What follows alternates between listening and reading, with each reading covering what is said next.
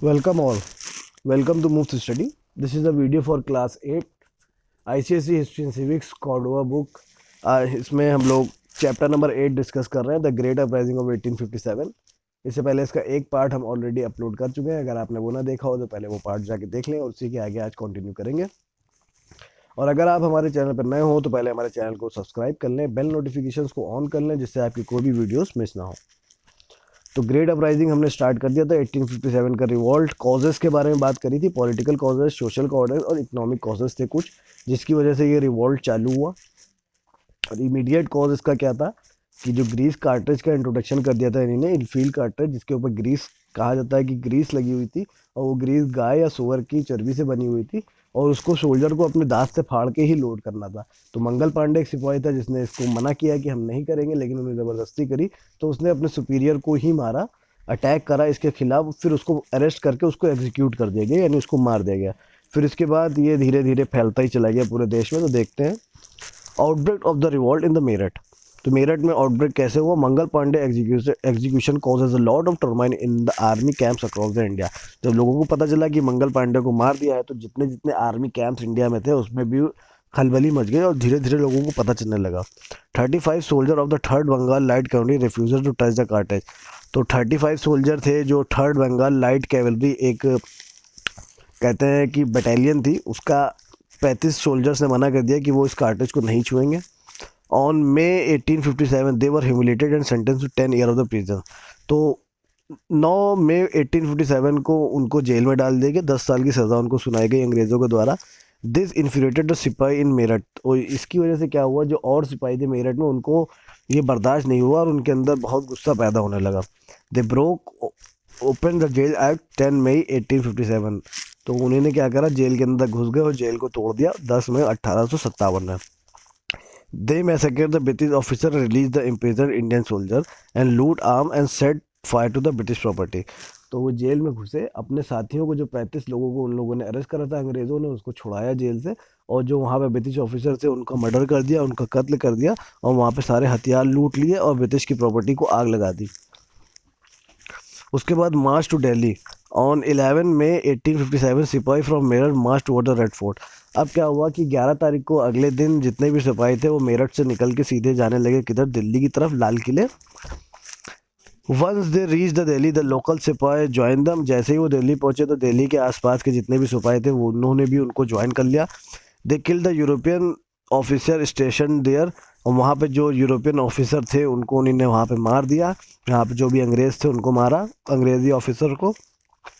They proclaim Bahadur Shah as the emperor of the Hindustan. उन्होंने बहादुर शाह जफ़र के पास गए और उनको हिंदुस्तान का एम्पर दोबारा से प्रोक्लेम करा, क्योंकि ब्रिटिशर्स ने क्या कहा था कि उनको हटा देंगे और उनको लाल किले जाने की ज़रूरत नहीं है। Soon the people of the neighboring areas rose in the rebellion against the British. The Indian chief proclaimed their loyalty to the Mughal emperor. Thus the Delhi became the center of the revolt. तो सब लोग बहादुर शाह जफ़र के पास पहुंचे और बहादुर शाह जफ़र को दोबारा से कहा कि आप मुग़ल एम्परर हैं और हम लोग आपके अंडर में ही इस रिवॉल्ट को आगे बढ़ाएंगे। तो धीरे धीरे सब दिल्ली की तरफ आए और दिल्ली ही उस रिवॉल्ट का सेंटर बना। Spread of the revolt. The uprising शूज spread to the other part of the India. धीरे धीरे वो जो अपराइजिंग थी वो कहाँ पहुँचने लगी, इंडिया के और भी कोनों या हिस्सों में पहुँचने लगी। People start believing that the British Raj had come to and.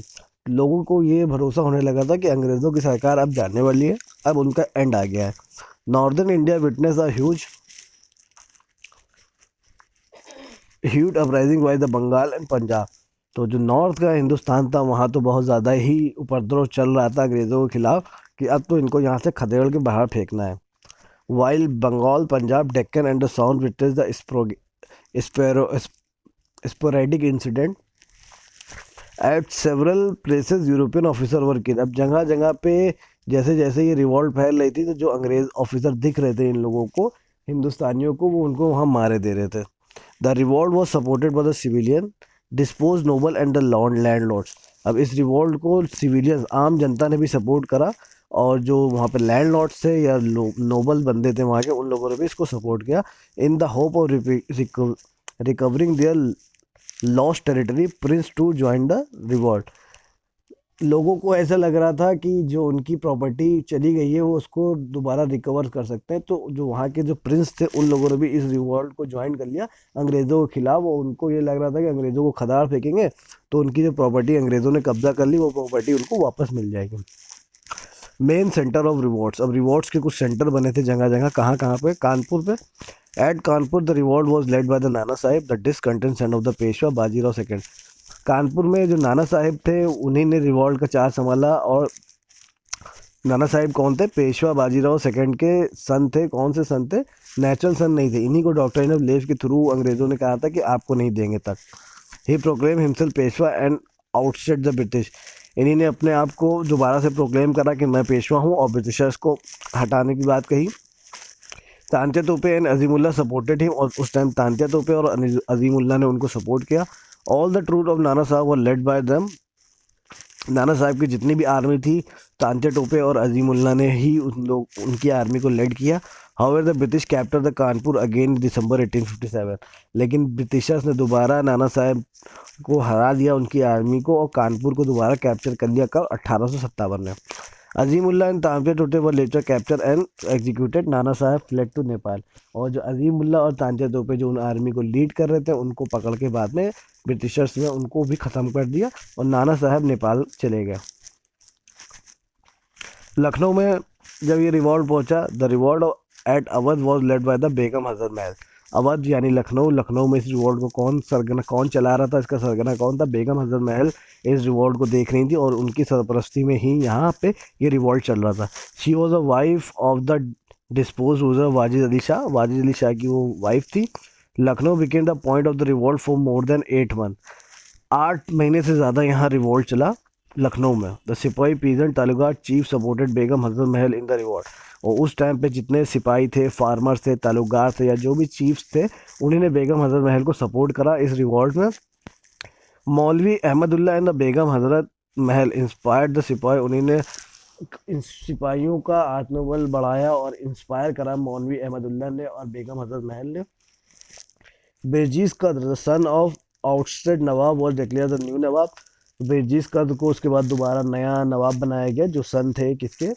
आपके नवाब वाजिद अली शाह के जो सन थे बेरजीज कद्र, उनको नवाब डिक्लेयर किया गया। Despite long struggle the sipahi fail to out the British. लेकिन इतने स्ट्रगल के बाद भी जो वहाँ की आर्मी थी, जो इंडियंस थे, वो ब्रिटिशर्स को नहीं हरा पाए। उसके बाद बरेली में भी ये रिवॉल्ट चल रहा था। बरेली में कौन देख रहा था? रोहिलखंड। ऑन 31 मई 1857 the सिपाही in Bareilly revolted and British officers fled for their life.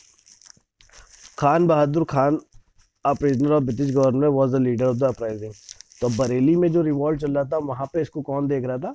वो किसके अंडर में चल रही थी? खान बहादुर खान, जो एक पेंशनर थे ब्रिटिश गवर्नमेंट में, उनके अंडर में ही ये रिवॉल्ट वहाँ पे चल रहा था। खान बहादुर खान बरेली का पूरा चक्का संभाले हुए थे। बरेली में रिवॉल्ट को ये आगे बढ़ा रहे थे। झांसी में one of the greatest leader of this revolt was Rani. Jhansi में कौन देख रहा था? रानी लक्ष्मीबाई। आप जानते हैं जिनको झांसी की रानी के नाम से ही जाना जाता है। तो झांसी में इस रिवॉल्ट को आगे कौन बढ़ा रहा था? जो रानी लक्ष्मीबाई बढ़ा रही थी। The British annex her territory using the doctrine of लेव।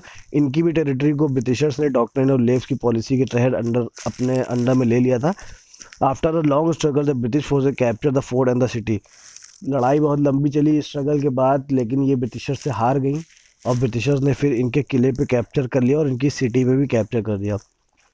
Around 5000 people were killed in the combat. पूरी लड़ाई में लगभग 5000 लोग मारे गए। Lakshmibai along with the labour स्पेक to the Kalpi to join the Tantya Tope. तो लक्ष्मीबाई किसी तरह से वहाँ से निकल के कालपी चली गई थी, वहाँ उन्होंने तांत्या टोपे को ज्वाइन कर लिया। Their joint forces attack and capture Gwalior. इन दोनों की फोर्स ने मिल के ग्वालियर पे अटैक किया और ग्वालियर को कब्जा कर लिया। Scindia and ally of the British. एक उस टाइम पे वहाँ पे एक सिंधिया परिवार था जो ब्रिटिश का बहुत ही वफादार था। was the ruler of Gwalior. He fled to Agra while his forces joined the rebel forces. On 17 June 1858, the Lakshmi Bai died fighting the British forces. तो वो क्या करा, जो वहाँ पे ग्वालियर का रूलर था उस टाइम सिंधिया, वो क्या करा, उसने वो आगरा भाग गया। उसकी जो फोर्सेस थी ज्वाइन द रिबल फोर्सेस, वो इनकी फोर्स में आ गई, रानी लक्ष्मीबाई की। ऑन 17 जून 1858 तो Lakshmibai died fighting the British forces. 17 जून 1857 में रानी और झांसी लड़ाई करते करते शहीद हो गई। Lakshmibai died fighting against the British forces से लड़ते लड़ते वो शहीद हो गए। Tantia Tope however continued guerrilla warfare for some more time but ultimately he was betrayed by the zamindar. Tantia Tope कुछ टाइम तक छुपे रहे, लेकिन उनको वहाँ के कुछ जमींदार ने धोखा दे दिया, जिसकी वजह से फिर वो पकड़े गए। He was hang after the trial and the revolt was suppress. उनको धोखा दिया गया, फिर धोखे से वो पकड़े गए, फिर उनको सज़ा दी गई, मौत की सज़ा दी गई, और वहाँ पे रिवॉल्ट को ख़त्म कर दिया गया। रिवॉल्ट वहाँ पे पूरी तरह अंग्रेज़ों ने दबा दिया। उत्तर प्रदेश में कौन चला रहा था और सेंट्रल इंडिया में तो Kunwar Singh of Jagdishpur led the revolt at Arrah. तो जो कुंवर जगदीश सिंह थे वो आरा में रिवॉल्ट को चला रहे थे। He was an old chieftain rebel group और organise by in the various part of Uttar Pradesh. इन्हीं ने ही रिबल ग्रुप्स वहाँ पे लाए थे, विद्रोही ग्रुप्स पैदा करे थे जो अंग्रेज़ों के खिलाफ लड़े, और उत्तर प्रदेश में और सेंट्रल इंडिया में। Particularly Indigo factories were target and destroy by the rebel. जो इंडिगो फैक्ट्रीज थी जो नील बनाती थी अंग्रेज़ों के लिए, पर्टिकुलरली उनको ही डिस्ट्रॉय कर रहे थे ये लोग वहाँ पे। He also extended his support to the rebel in Kanpur in Lucknow. इन्होंने अपना सपोर्ट कानपुर में भी दिया था और लखनऊ में भी दिया था। इन अप्रैल 1858 the Kunwar Singh died of the war wounded. फिर उसके बाद लड़ाई में उनके ऊपर जो जख्म लगे थे, उसके जख्मों की वजह से वो 1858 में वो शहीद हो गए।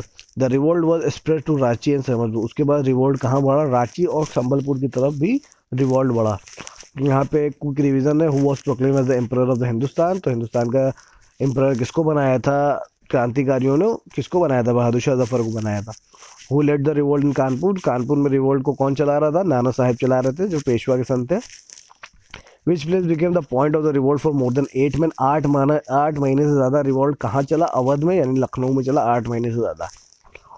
Who was considered one of the greatest leader of the revolt in 1857।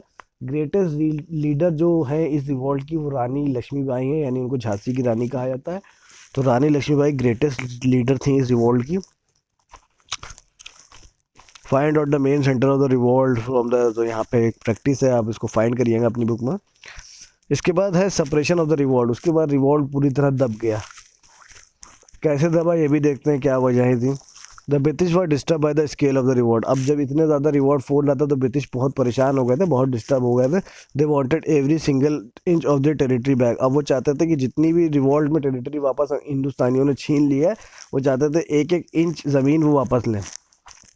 Governor general Lord Canning mobilise all forces and place it troop under the command of his best commander. उन्होंने अपनी पूरी की पूरी आर्मी मंगाई Lord Canning ने, और उन्होंने सारे के सारे फोर्सेस को अपने बेस्ट कमांड के पास भेज दिया, बेस्ट कमांडर के पास। Hugh Rose, Neil Campbell, Havelock Outram and the John Lawrence. तो ये इनके कुछ बेस्ट कमांडर थे, इनके अंडर में अपनी आर्मी को भेजा। They massacre people and burn down villages. उन्होंने क्या करा? लोगों को मारना चालू कर दिया, गाँव में आग लगाना चालू कर दिया।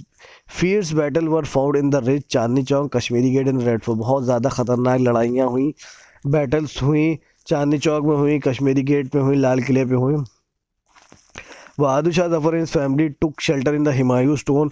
तो जब इन लोगों ने लाल किले पे हमला करा तो बहादुर शाह जफर और उनकी फैमिली ने कहाँ पे सहारा लिया? तो हिमायू का मकबरा था, बहादुर शाह जफर वहाँ जाके छुपे अंग्रेज़ों से बचने के लिए। The British declare him guilty of treason, murder and rebellion. और ब्रिटिशर्स ने उनको साबित कर दिया कि ये सारी प्लानिंग इनकी है, इन्हीं ने ही लोगों को कत्ल कराए हैं और लोगों के अंदर ये भावना डाली है और उनको विद्रोही साबित कर दिया। The British capture him, he was exiled to Rangoon, now Yangon in Burma, now Myanmar after a lengthy trial. और उनको कहाँ भेज दिया? उनको उठा के भेज दिया रंगून। रंगून में उनको भेज दिया गया, उनको काले पानी की सज़ा दे दी गई थी। On 7 November 1862 Bahadur Shah Zafar diet in Rangoon. तो 7 नवंबर 1862 में बहादुर शाह जफर रंगून में ही ख़त्म हो गए, शहीद हो गए। नाना साहब एंड द बेगम हज़रत महल एक्सपेक्ट टू द नेपाल। नाना साहब और बेगम हज़रत महल कहाँ चले गए थे? नेपाल में चले गए थे। Tantia Tope was capture and kill in 1859। Tantia Tope को पकड़ लिया था अंग्रेज़ों ने और उनको मार दिया था 1859 में। However it took the British a while to separate the popular revolt within the air and Britishers को लगभग 1.5 साल लगा था इतना बड़ा जो रिवॉल्ट थी उसको दबाने के लिए। रिवॉल्ट तो बहुत टाइम के बाद हुआ, लेकिन इस रिवॉल्ट को ख़त्म करने में 1.5 साल लग गया ब्रिटिशर्स को। The revolt of 1857 fail because of the many reasons. कौन कौन से रीजन है जिसकी वजह से रिवॉल्ट फेल हो गई। तो देखते हैं, the whole of India was not affected by the revolt. कहा जाता है कि पूरे इंडिया में हुआ था, लेकिन पूरे इंडिया में रिवॉल्ट नहीं हुआ था। Rajasthan, Assam, Orissa, Bengal, greater part of Punjab and south India remains more or less affected. तो इसका मतलब यूनिटी कम पड़ गई, पूरा इंडिया एक साथ मिलकर नहीं लड़ा अंग्रेज़ों के खिलाफ, इसलिए भी ये रिवॉल्ट फेल हो गया। राजस्थान, असम, उड़ीसा, बंगाल और greater part of Punjab, south India, इन सब में रिवॉल्ट नहीं हुआ। Ruler of many princely states like Nizam of Hyderabad, Rajput rulers and other chief of Patiala, Kashmir did not support. तो मेनी प्रिंसली स्टेट ऐसी थी जिनके रूलर्स ने सपोर्ट ही नहीं किया। निज़ाम ऑफ हैदराबाद ने भी इस रिवॉल्ट को सपोर्ट नहीं किया। राजपूत रूलर्स थे, उन्हीं ने भी सपोर्ट नहीं करा। रूलिंग चीफ ऑफ नवाब, पटियाला, कश्मीर, ये सब ने भी रिवॉल्ट को सपोर्ट नहीं करा था। The Britisher were strong in Bengal, Bombay and Madras. They took safety measure to keep the uprising. और ब्रिटिशर ऑलरेडी बंगाल, बॉम्बे और मद्रास में बहुत ज़्यादा स्ट्रॉन्ग थे, तो वो सेफ्टी मेजर्स लेके चलते थे। They issue order which allow them to shoot anyone suspect of supporting the rebellion. और उन्हीं ने वहाँ पर ऑर्डर पास कर देते, अगर कोई भी इस विद्रोह को या जो भी क्रांतिकारी गतिविधियों को सपोर्ट करेगा उसको देखते ही गोली मार देना। The British have well developed administrative setup in India. British का एडमिनिस्ट्रेटिव सेटअप इंडिया में बहुत वेल डेवलप था। They were well connected by the telegraph, roads and railway. Well connect थे किससे? टेलीग्राफ, रोड्स और रेलवे। अगर ज़रा सी भी खबर उनको लगती थी कि कहीं पे भी उपद्रव होने वाला या कहीं पे भी कोई रेविलियन एक्टिविटी होनी है, उसको तुरंत जाके वहीं पे पकड़ लेते थे और कैप्चर कर लेते थे। They had superior military technique and able general. उनकी मिलिट्री भी, आर्मी भी बहुत अच्छी थी। The Indian technique were not outdated but rebel leader even fail to consolidate their game. तो इंडियन टेक्निक भी कोई आउटडेटेड नहीं थी, लेकिन जो रेबल लीडर्स थे, जो जनरल थे, जो लीड कर रहे थे, वो उसको इतनी तरह से नहीं कर पाए कैप्चर, ये कह सकते हैं। The labour leader also lacked a centralised leadership and the mass appeal. तो जो लीडर्स थे, जो लीड कर रहे थे रिवॉल्ट को, उनको भी पूरी तरह पब्लिक का सपोर्ट नहीं मिला, लेकिन सपोर्ट मिला कुछ हद तक, लेकिन पूरी तरह नहीं मिला जिससे कि वो अंग्रेज़ों को खदेड़ सकते थे। Most revolt were respected to small area and leader for to liberate their own territory. तो ज़्यादातर ये सब स्मॉल एरिया में हो रहे थे, और जितने भी लीडर थे वो इसलिए अंग्रेज़ों के खिलाफ थे कि वो चाहते थे कि जो उनकी ज़मीन अंग्रेज़ों ने ले ली है वो उनको वापस मिल जाए। तो वो अपनी ज़मीन के लिए लड़ रहे थे, वो पूरे हिंदुस्तान के लिए नहीं लड़ रहे थे कि हिंदुस्तान से अंग्रेज़ों को खदेड़ देंगे, वो अपनी ज़मीन के लिए अंग्रेज़ों से लड़ रहे थे। The revolt was not supported by newly educated Indian. और जो नए नए पढ़े लिखे बंदे थे उन्होंने उस रिवॉल्ट को सपोर्ट ही नहीं किया। They thought that the British rule was necessary for Indian modernisation and development. तो नए नए बंदे थे जिन्होंने 4 किताबें पढ़ ली थी, वो ये सोच रहे थे कि अंग्रेज़ों की सरकार बहुत अच्छी है, अगर इंडिया को डेवलप करना था। उन्होंने इस रिवॉल्ट को सपोर्ट नहीं करा। तो कहा जा सकता है कि इस रिवॉल्ट को पूरी तरह पूरे इंडिया का सपोर्ट नहीं मिला था, जिसकी वजह से ये फेल हो गया था। हिस्टोरियंस कहते हैं कि अगर इसको उस वक्त पूरा सपोर्ट मिल जाता तो 1857 में ही हिंदुस्तान आज़ाद हो जाता। अंग्रेज़ों को ये लोग खदेड़ के बाहर कर देते, लेकिन पूरे इंडिया में इससे सपोर्ट नहीं मिला, जिसकी वजह से क्या यूनिटी कम पड़ गई। पूरा इंडिया एक साथ मिल के नहीं लड़ा अंग्रेज़ों के खिलाफ। अगर पूरा इंडिया एक साथ मिल के लड़ता अंग्रेज़ों के खिलाफ तो 1857 में भी हिंदुस्तान को आज़ादी मिल जाती।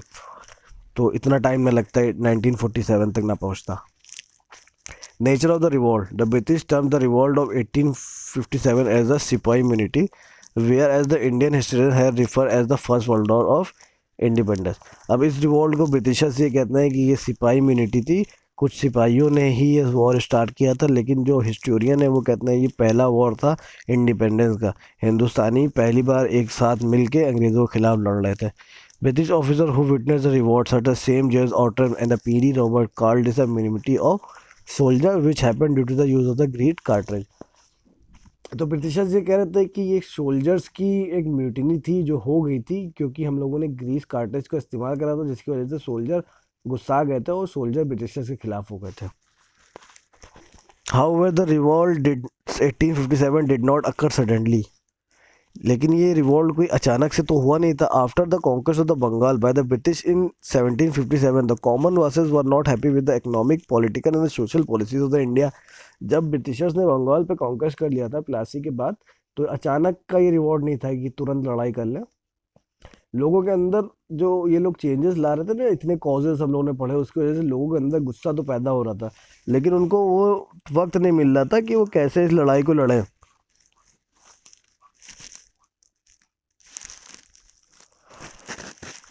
The unjust policy of the British resulted in the resentment and the discontent, which led to the outbreak of the revolt। तो जो वो ब्रिटिश की ऐसी पॉलिसी थी ना जो फेयर नहीं थी, अनजस्टिस वाली थी, इसकी वजह से लोगों के अंदर फीलिंग पैदा हो रही थी, लोगों के अंदर डिसकंटेंट पैदा हो रहा था, जिसकी वजह से ये रिवॉल्ट हुआ था। इस ग्रीस कार्टर्स तो बस एक तरह से स्पार्क थे, उस आदमी का घड़ा भर चुका था, गुस्से का घड़ा भर गया था, और ब्रिटिश कार्टर आया और उसने जो है चिंगारी का काम करा, तुरंत आग लग गई। Some famous scholar and the Indian nationalist leader view the revolt of 1800 as the first war of independence। तो कुछ स्कॉलर ऐसे हैं और इंडियन नेशनलिस्ट हैं जो इसको कहते हैं कि ये पहली इंडिपेंडेंस की लड़ाई थी। According to the both Hindu and Muslim participated in the revolt against a common enemy. और उनके हिसाब से कि दोनों हिंदू और मुस्लिम ने साथ मिलकर लड़ाई करी थी एक कॉमन एनिमी के खिलाफ। The effect of the uprising. The massive changes in the British policy were observe after the revolt. अब जब लड़ाई हो गई, रिवॉल्ट ख़त्म हो गया, अब ब्रिटिशर्स के अंदर चेंजेस आने लगे। ब्रिटिशर्स ने सोचा कि एक बार ये विद्रोह कर चुके हैं, ऐसा ना हो दोबारा फिर कर दे, तो फिर वो अपनी पॉलिसीज़ में चेंज लाने लगे। These aim were to change at strengthening the British control and preventing any revolt in the future. अब ये चेंजेस क्या आते हैं, अपने आप को और मजबूत कर रहे थे और सोच रहे थे अब दोबारा कोई ऐसी लड़ाई ना हो जाए फ्यूचर में। In August 1858 the British parliament pass a new act. 1858 अगस्त में एक नया एक्ट पास किया गया। It transfer power of the East India Company to the British crown. अब जो ईस्ट इंडिया कंपनी थी वो इंडिया को नहीं चलाएगी, ये सारी पावर किसके पास जाएंगी, ये सारी पावर जाएंगी ब्रिटिश क्राउन के पास, यानी क्वीन के पास जाएंगी। A member of the British cabinet was appointed at the secretary state for Indian affair. एक मेंबर को अपॉइंट किया गया ब्रिटिश कैबिनेट से, जिसको बोला गया secretary, appointed at the secretary of state for Indian affairs. अब इंडिया के सारे अफेयर यही देखेगा। He was answerable to the British parliament. और ये सारे जवाब किसको देगा, ब्रिटिश पार्लियामेंट को देगा, इंडिया में अगर कुछ भी गतिविधि अब होती है। He look after the British political affair India. और वो ब्रिटिश के पॉलिटिकल अफेयर कहाँ आके देखेगा, इंडिया में देखेगा, और इंडिया को वो संभालेगा और ब्रिटिशर्स को उसके बारे में बताएगा, क्वीन को। The title of viceroy was given to the governor general who was answerable to the crown through the secretary of state. और जो वायसरॉय का टाइटल था उसको हटा दिया गया, उस टाइटल को गवर्नर जनरल को दे दिया गया।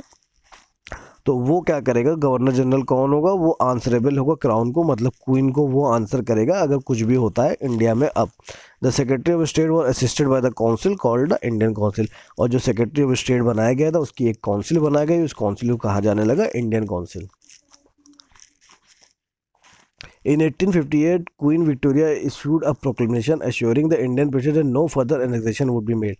1858 में क्वीन विक्टोरिया ने जो इंडियन रूलर थे उनको एक वो कहा कि अब आपका कोई भी एनेक्सेशन नहीं होगा, आप आराम से इंडिया में रहिए अपने लैंड पर, आपका कोई भी लैंड अब आपसे नहीं छीना जाएगा। They could pass over their content to their heir but had to accept the British paramountcy. वो चाहें तो अपनी किंगडम अपने वारिस को दे सकते हैं, लेकिन ब्रिटिश की पैरामाउंटेसी के अंदर ब्रिटिशर्स को उनको एक्सेप्ट करना पड़ेगा और ब्रिटिशर के अंडर में ही उनको काम करना पड़ेगा। लेकिन वो राजा रहेंगे, लेकिन काम किसके अंदर करेंगे, ब्रिटिशर के अंडर। लीड उनको कौन करेगा, ब्रिटिश करेंगे। He also promise not to interfere in the social and the religious custom and practices of India. उसने ये भी प्रॉमिस करा कि इंडिया के जो भी रिलीजन्स कस्टम्स हैं उसमें ये बीच में उंगली नहीं करेंगे, कोई भी इंटरफेरेंस नहीं करेंगे, और इंडिया चाहे तो अपने जो भी रिलीजन्स को फॉलो करता है वो उसको फॉलो करे, ब्रिटिशर्स उनकी प्रैक्टिसेस में बीच में नहीं आएंगे। To win the loyalty of the local landlord the British awarded the title and recognise their traditional land right. और जो लोकल लैंडलॉर्ड से ज़मींदार थे उनकी लॉयल्टी को दोबारा वापस पाने के लिए ब्रिटिश ने उनको अवार्ड्स दिए, टाइटल्स दिए उनको दूसरे और उनको ट्रेडिशनल लैंड राइट्स दिए। The number of European soldier were increase in comparison to the Indian. अब क्या था, जो इनकी आर्मी थी अंग्रेज़ों की, उसमें इंडियन सोल्जर के कंपैरिजन में यूरोपियन सोल्जर्स की और भर्ती कर दी गई। Artery was played under the control of the European soldier and officer. और जो हथियारों का जो डिपार्टमेंट था जहाँ पे हथियार रहते थे, आर्टिलरी, वो पूरी किसके अंडर में दे दी, उस यूरोपियंस के अंडर में दे दी कि दोबारा कभी ऐसा ना हो जाए कि हिंदुस्तान के अंडर में हो तो वो हथियार ले लें। Strategic military position were also handed over to the British. और जो भी स्ट्रेटेजिक मतलब कुछ भी प्लानिंग वाली पोजीशंस होती थी वो भी किसको दे दी गई थी, ब्रिटिश को। Gorkha, Pathan and Sikhs were recruited in large number. और गोरखा और पठान और सिख्स को आर्मी में बहुत ज़्यादा नंबर्स में रिक्रूट किया जा रहा था, भर्ती करी जा रही थी। The British persuaded the policy of divide and rule to disunite the Indian. अब ब्रिटिश ने एक पॉलिसी खेल दी, डिवाइड एंड रूल। जब उसने देखा कि रिवॉल्ट में हिंदू मुस्लिम एक हो रहे हैं तो अब यूनिटी तोड़ने की उसने कोशिश करी। In fact, they follow a conspiracy, the policy of discrimination. They imported the property of Muslim. They accused them of starting the rebellion. अब उन्होंने क्या करा, मुसलमानों की प्रॉपर्टी को कब्जा करना चालू कर दिया और मुसलमानों को अक्यूज़ करना चालू कर दिया कि इस रेबेल को आप ही जो रिवॉल्ट हुई थी इसको स्टार्ट तुम लोगों ने किया है. The uprising of 1857 was crushed, but it was considered a landmark in the history of the Indian. अब उसने दिमाग खेला, डिवाइड रूल कर दिया, हिंदुओं को कुछ नहीं बोला और मुसलमानों को करने लगा कि मुसलमानों के अंदर फीलिंग आ जाए कि सब हम ही को कह रहे हैं, तो हिंदू मुस्लिम यूनिटी तोड़ने की कोशिश करी. 1857 की ये रिवॉल्ट को दबा तो दिया था, लेकिन ये एक बहुत ज़्यादा लैंडमार्क बन गया था इंडियन हिस्ट्री में, तो जिसको हम लोग अभी तक पढ़ते हैं. रिवॉल्ट तो दब गया था, लेकिन इतना बड़ा स्टेप हिंदुस्तानियों ने ले लिया था अंग्रेज़ों के खिलाफ कि सोच लिया था कि उनको तो निकाल तो देंगे. This revolt encourage Indian to fight against the oppressive British regime. तो इस रिवॉल्ट ने लोगों को इनकरेज करा कि हम लोग ब्रिटिशर के खिलाफ लड़ सकते हैं और उनका जो रूल है उनको उठा के बाहर कर सकते हैं. The inspiration fuse by the revolt pave the way of the national movement. और यही जो इंस्पिरेशन थी, इसी इंस्पिरेशन की वजह से आगे चल के जो नेशनल मूवमेंट चला था, उस नेशनल मूवमेंट को भी बहुत ज़्यादा सक्सेस मिली थी इसी वजह से. इसी इंस्पिरेशन ने इंस्पायर किया था उस वक्त के लोगों को जब नेशनल मूवमेंट हुआ था. फिर in the blank governor general Lord Canning mobilise all the forces to suppress the revolt. The rebel leader lacked a centralise. उस टाइम पे क्या था, जो लीडर थे उनके अंदर थोड़ी सी लीडरशिप की कमी थी, पूरे देश को एकजुट नहीं कर पाए थे वो. British term the revolt 1857 the सिपाही यूनिटी. और ब्रिटिश ने इसको क्या बोला था, ये सिपाहियों की वजह से लड़ाई हुई है, ये सिपाही यूनिटी है, म्यूटिनी है. Indian historian refer to the revolt as the first war of the independence. और जो इंडियन हिस्टोरियन थे उन्होंने कहा था ये पहली लड़ाई थी इंडिपेंडेंस की हिंदुस्तानियों के द्वारा. The British persuade the policy of divide and rule to disunite the unity. और ब्रिटिश ने फिर डिवाइड एंड रूल की पॉलिसी खेलना चालू कर दी थी. मैं द फॉलोइंग कुंवर सिंह कहाँ पे थे, आप देखते. कुंवर सिंह को मैंने बताया था आरा उत्तर प्रदेश में उन्हीं ने लीड करी थी. Sir James Outram. Sir James Outram British army का एक ऑफिसर था. बहादुर शाह जफर कौन थे, बहादुर शाह जफर को कौन थे, बहादुर शाह जफर रंगून में मरे थे. ये आपके कौन थे, मुगल एम्परर थे, इनको रंगून भेज दिया गया था, सज़ा दी गई थी. रानी लक्ष्मीबाई झांसी से बिलोंग करती थी.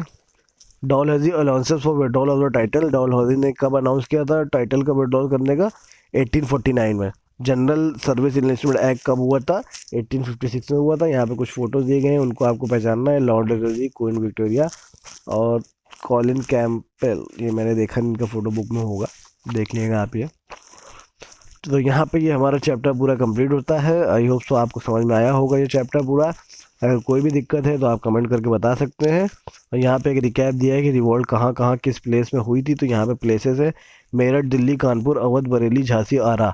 इन प्लेस में ये रिवॉल्ट हुआ था. अगर पूरे देश में होता रिवॉल्ट तो ब्रिटिशर्स को 1857 में ही खदेड़ दिया होता. पूरे देश में नहीं हुआ था, कुछ जगहों पे ही रिवॉल्ट हुआ था. कॉज ऑफ द फेलियर का कॉज सबसे बड़ा यही है कि पूरा का पूरा इंडिया इफेक्ट नहीं था उससे. जो रूलर लड़ रहे थे वो इसलिए लड़ रहे थे क्योंकि उनको अपनी स्टेट वापस चाहिए थी. Many ruler of state did not supported the revolt. और कुछ रूलर ऐसे थे जो गद्दार थे, जो ब्रिटिशर्स का सपोर्ट कर रहे थे, उन्होंने इंडियंस का सपोर्ट नहीं करा था. ब्रिटिश और well equip had superior military technique. और ब्रिटिशर्स तो थे ही वेल इक्विप और उनकी मिलिट्री टेक्निक बहुत अच्छी थी. Lack of planning, unity and leadership. Planning नहीं थी इस मिशन में, इंडियंस ने कोई प्लानिंग नहीं करा था, एकदम से हुआ था ये. पहले से गुस्से की भावना दिल में चल रही थी, लेकिन लड़ाई की कोई प्लानिंग नहीं थी. लेकिन वो जो स्पार्क दिया उसने, तो एकदम से लोगों के अंदर में बस जज्बा आ गया कि लड़ के बाहर करना है. कम्युनिकेशन नहीं था लोगों में, आस पास में कोई ताल्लुकात नहीं थे. मतलब ताल्लुकात तो थे, मतलब ये नहीं कह सकते कि अगर एक शहर में मेरठ में अगर हो रहा है तो यहाँ से कोई कम्युनिकेशन नहीं था कि वहाँ जाके बता दो या इधर जाके बता दो. तो ब्रिटिशर्स के पास लेकिन ये था. इम्पैक्ट क्या हुआ, पावर ट्रांसफ़र हो गई. कहाँ पे, ईस्ट इंडिया कंपनी से पावर छीन ली गई और क्वीन के पास चली गई.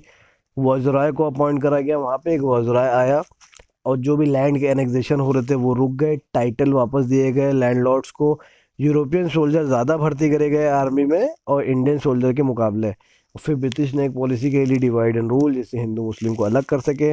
इंस्पायर द इंडियन एंड पे the way for the future. और इस लड़ाई ने इंस्पायर करा इंडियन को और आगे चल के जो फ्यूचर का जो मूवमेंट हुआ था, नेशनल मूवमेंट, उसको सपोर्ट किया. आई होप सो आपको ये वीडियो समझ में आई होगी. अगर कोई दिक्कत तो आप कमेंट कर सकते हैं. अगर आप हमारे चैनल पर नए हो तो हमारे चैनल को सब्सक्राइब कर लें, बेल नोटिफिकेशंस को ऑन कर लें. Thanks for watching.